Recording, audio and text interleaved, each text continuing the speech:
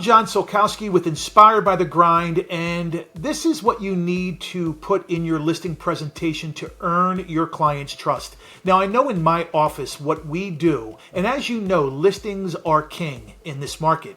And what we do is we do a seller counseling interview before we go on an appointment.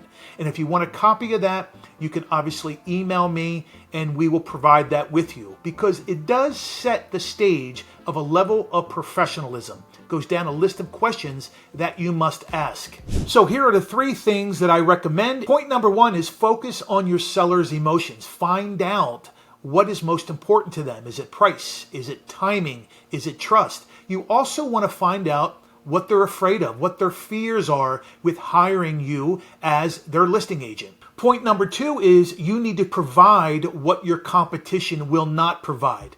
And what do I mean by this? I have to tell you, the most and largest concern of a consumer is going to be communication.